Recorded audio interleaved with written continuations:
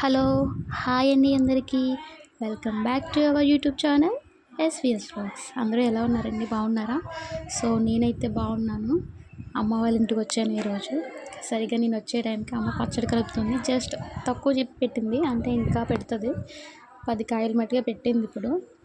So ఆ process అయితే చూసేద్దాం. వీడియోలోకి వెళ్ళినట్టయితే ఫస్ట్ మామిడికాయ ముక్కలు పలుచగా కట్ చేసుకొని ఎండలో పెట్టేసుకోవాలి. తర్వాత ఆయిల్ వేడి చేసుకొని దంచి వేసుకోవాలన్నమాట. ఎల్లుల్లిపాయలు కొంచెం దంచి ఎల్లుల్లిపాయలు అండ్ మెంతులు ఫ్రై చేసుకోవాలి. నేను వచ్చేటప్పటికి అమ్మ ఫ్రై చేసినందుకు అది తీయడం కుదరలేదు. సో అది బాగా చల్లారిపోవాలి. ఈ లోపు మనకి మామిడికాయ ముక్కలు ఎండిపోతాయి కదా, చూసుకోవాలి. ముద్ద అయినట్టయితే సరిగ్గా పచ్చడికి సరిపోతుందన్నమాట. బాగా డ్రై అయినా కానీ గట్టిగా అయిపోతుంది, ఆయిల్ పీల్చదు, అది ఉప్పు కారం కూడా ముక్కలకు పట్టదన్నమాట.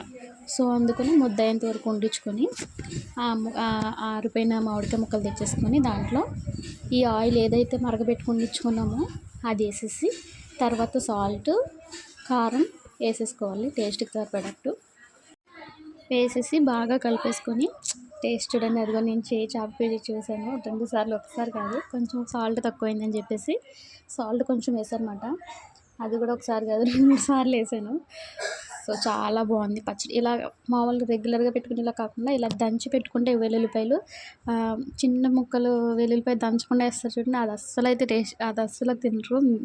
నిజంగా చెప్తున్నాను. ఈ దంచి వెల్లుల్లిపాయలు దంచిన పచ్చడి అయితే చాలా బాగుంటుంది. సో పచ్చడి అయితే అయిపోయింది. టేస్ట్ చేశాను, అదిరిపోయింది. ఇప్పుడు మా ఇంటికి పార్సల్ తీసుకెళ్ళిపోవాలి నేను.